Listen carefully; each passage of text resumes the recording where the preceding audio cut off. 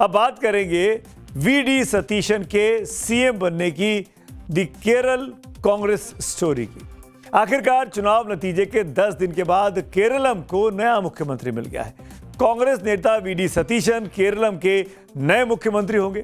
केरलम की राजनीति में ये बात हमेशा कही जाती है, यहां मुख्यमंत्री सिर्फ विधायक नहीं चुनते, यहां पर समीकरण चुनते हैं। और इस बार कांग्रेस हाईकमान को भी आखिरकार वही करना पड़ा जो केरलम की जमीन चाहती थी। राहुल गांधी की पसंद कौन थे, दिल्ली दरबार किसके साथ था और आखिर क्यों आखिर वक्त में पूरा गेम पलट गया। आज कांग्रेस नेता दीपा दास मुंशी ने प्रेस कॉन्फ्रेंस में कहा कि पार्टी ने तिरुवनंतपुरम में 7 मई को मीटिंग की थी। कांग्रेस अध्यक्ष मल्लिकार्जुन खड़गे और राहुल गांधी से चर्चा के बाद तय किया गया कि केरलम के मुख्यमंत्री वीडी सतीशन होंगे, जो अब तक विपक्ष के नेता रहे।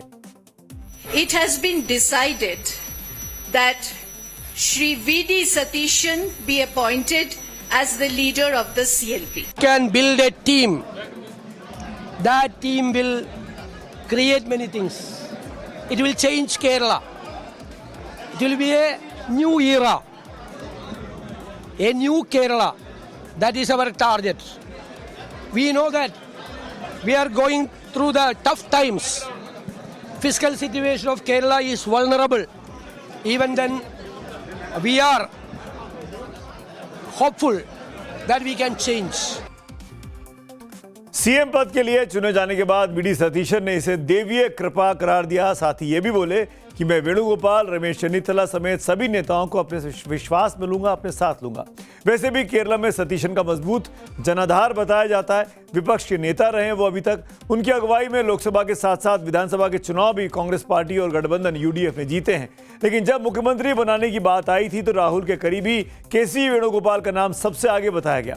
रेस में वेणुगोपाल सबसे आगे बताए गए। वजह, वो राहुल गांधी के बहुत करीबी माने जाते हैं। उनके साथ उनके आप कह सकते हैं राजनीतिक गुरु की तरह आजकल दिखाई देते हैं बीते 5-6 सालों से।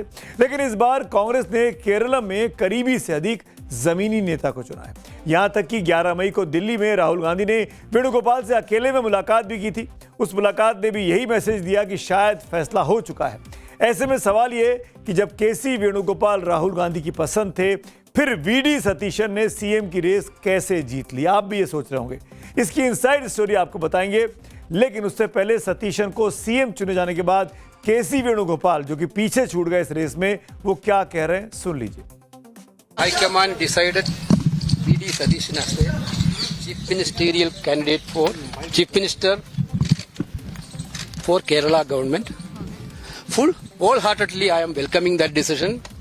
I am congratulating V.D. Satishan for this position. I think that people of Kerala has given a big verdict for the UDF. The government under the leadership of V.D. Satishan can fulfill the aspirations and promises of the people of Kerala. अब सवाल ये कि क्या सतीशन साहब के CM बनने की the Kerala story में सबसे बड़ा रोल आईयूएमएल यानी इंडियन यूनियन मुस्लिम लीग का रहा। आखिर ऐसा क्या हुआ कि राहुल गांधी की पसंद किनारे लग गई और आईयूएमएल की पसंद सत्ता के सिंहासन तक पहुंच गई।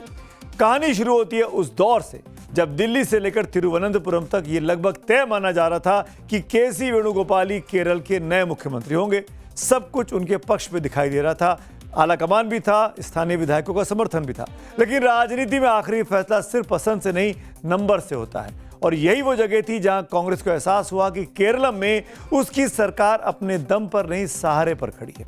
और यहीं से एंट्री होती है इंडियन यूनियन मुस्लिम लीग की, यानी आईयूएमएल ने साफ संकेत दिए कि उन्हें वेणुगोपाल मंजूर नहीं है। पार्टी खुलकर वीडी सतीशन के पक्ष में खड़ी हो गई। और गौर करने वाली बात यह कि यह विरोध सिर्फ बंद कमरों तक सीमित नहीं रहा। प्रियंका गांधी के संसदीय क्षेत्र वायनाड तक इसकी गूंज सुनाई देने लगी थी। वायनाड में पोस्टर और राजनीतिक संदेशों के जरिए यह तक कहा जाने लगा था कि जो हाल अमेठी में हुआ वही वायनाड में भी हो सकता है। दरअसल कांग्रेस समर्थक ने सतीशन के सीएम बनाने के समर्थन में वायनाड में पोस्टर लगाए थे। इसमें लिखा था, राहुल और प्रियंका वायनाड को भूल जाओ, यहां फिर नहीं जीतोगे, वायनाड अगला अमेठी होगा। समर्थकों ने हाईकमान को चेताया कि केसी वेणुगोपाल को मुख्यमंत्री बनाया तो ठीक नहीं रहेगा। माना जा रहा है कि मुस्लिम लीग के दबाव की वजह से कांग्रेस आलाकमान को अपना स्टैंड बदलना पड़ा और केसी वेणुगोपाल की जगह सतीशन को केरलम का मुख्यमंत्री चुना गया। वायनाड सीट पर बहुत इंपॉर्टेंट है मुसलमान का वोट बैंक, और वायनाड सीट राहुल गांधी भी सांसद रह चुके हैं और प्रियंका गांधी वहां की सांसद। ऐसे में मुस्लिमों को नाराज करना मतलब आईयूएमएल को नाराज करना मतलब अपनी सरकार को संकट में डालना। केरल में इंडियन यूनियन मुस्लिम लीग इस बार कांग्रेस की सिर्फ सहयोगी दल नहीं है, वो सत्ता की चाबी लेकर बैठी हुई है। केरल में विधानसभा की 140 सीटें आप सब जानते हैं, बहुमत के लिए 71 सीटें चाहिए। कांग्रेस पार्टी अपने दम पर 63 सीटें ही जीत पाई है। केरल विधानसभा में बहुमत का आंकड़ा 71 है और कांग्रेस 63 सीटों पर सिमट गई, यानी कि बहुमत के आंकड़ों से वो 8 विधायकों का और उसको समर्थन चाहिए होता। सरकार बनाने के लिए उसे सहयोगियों की जरूरत थी। अपने दम पर सहयोगियों में सबसे ताकतवर आईयूएमएल बनकर उभरी है, यूडीएफ की सेकंड बड़ी पार्टी। ऐसे में कांग्रेस आईयूएमएल को नाराज नहीं करना चाहती थी। आईयूएमएल ने केरलम की 27 सीटों पर चुनाव लड़कर 22 सीटें जीती हैं। यूडीएफ में तीसरी बड़ी पार्टी है केरल कांग्रेस यानी केईसी, जो 7 सीटों पर जीती है। वहीं यूडीएफ में शामिल अन्य पार्टियों को 10 सीटें मिली हैं। अब अगली कहानी की ओर बढ़ते हैं। तो केरलम को तो नया मुख्यमंत्री मिल गया, लेकिन उत्तर प्रदेश में नए मंत्री जी लोगों को काम कब मिलेगा? मंत्री बन गए पर कामकाज कुछ नहीं है।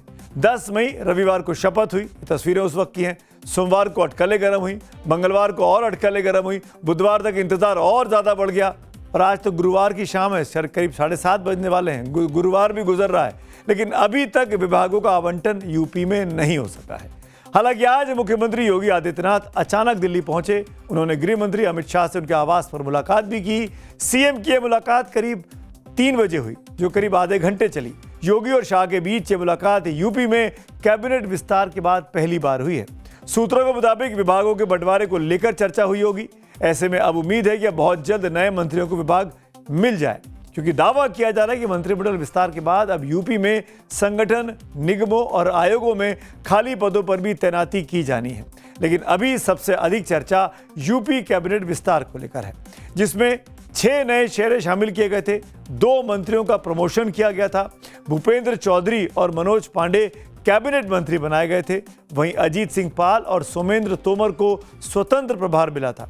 ऐसा करके यह दावा किया गया कि जाट, ब्राह्मण, अति पिछड़ा, गुर्जर सभी समीकरण इस बार साध लिए गए हैं।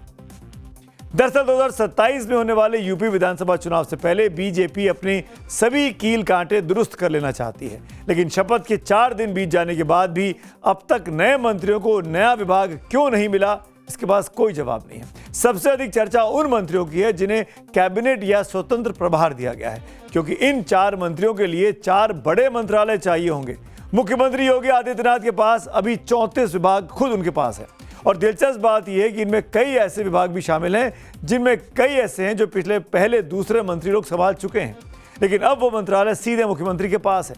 मिसाल के तौर पर लोक निर्माण विभाग यानी पीडब्ल्यूडी, खाद्य एवं रसद विभाग, नागरिक आपूर्ति विभाग, खाद्य सुरक्षा एवं औषधि प्रशासन विभाग, राज्य कर एवं निबंधन विभाग, नागरिक उड्डयन, न्याय एवं विधायी विभाग। ये मंत्रालय पहले दूसरे विधायकों के पास थे, लेकिन उनके इस्तीफे होने के बाद अब सब मुख्यमंत्री खुद संभाल रहे हैं। अब ये विभाग सीएम योगी के पास है। ऐसे में हो सकता है कि जो 4 नए मंत्री बने, जिनका नाम मैंने आपको बताया, उनको इन्हीं में से कोई विभाग मिल जाए। हालांकि फेरबदल भी हो सकता है। इस बीच चर्चा एक और नाम की हो रही है, और वो नाम है AK शर्मा का। AK शर्मा के पास वर्तमान में 2 महत्वपूर्ण विकास हैं, नगर विकास और ऊर्जा मंत्रालय। 2 अति इंपॉर्टेंट पोर्टफोलियोज हैं। इन दोनों विभागों को सरकार में बेहद प्रभावशाली माना जाता है। ऐसे में सवाल उठ रहे हैं कि क्या नई व्यवस्था में कुछ संतुलन बदलेगा, क्या कुछ जिम्मेदारियां इधर से उधर की जाएंगी। वहीं दूसरी तरफ ये चर्चा भी तैर रही है कि डिप्टी सीएम केशव प्रसाद मौर्य और जो क्या उनकी नजर गृह विभाग पर है, क्या ब्रजेश पाठक का भी पोर्टफोलियो दाएं बाएं किया जा सकता है, जो दूसरे डिप्टी सीएम है। हालांकि राजनीति में चाहत और हकीकत के बीच की दूरी कई बार बहुत लंबी होती है। आज लखनऊ में हमारे चैनल टाइम्स नाउ नवभारत का कॉन्क्लेव था, और मैंने यही सवाल यूपी के डिप्टी सीएम केशव प्रसाद मौर्य से आज दोपहर में करीब 11:30 बजे के आसपास पूछा था। तो क्या जवाब उन्होंने दिया था, आप खुद सुन लीजिए। आप अपनी जिम्मेदारियों में कुछ बदलाव चाहते हैं। 3-4 दिन हो गया, पोर्टफोलियोज का डिस्ट्रीब्यूशन नहीं हो पा रहा है। शपथ हो चुकी है, ये आप सब हमारे मीडिया के मित्रों के द्वारा गढ़ी गई कहानी है। ऐसा कोई चीज नहीं, बताइए ना। शपथ कब हुई? हो जाएगा, वो माननीय मुख्यमंत्री जी का विशेषाधिकार होता है, वो केशव प्रसाद का काम नहीं है। मुख्यमंत्री जी जिस दिन भेज देंगे महामहिम राज्यपाल जी को सूची कि इनके पास ये विभाग रहेगा, इनके पास उस दिन सूची आ जाएगी, आप दिखाएंगे सबको। आप अपने पोर्टफोलियोज में चेंज चाहते हैं? नहीं, हम ऐसा कोई कभी भारतीय जनता पार्टी का जो सच्चा सिपाही होता है वो पोर्टफोलियो को लेकर के कभी नहीं लड़ता।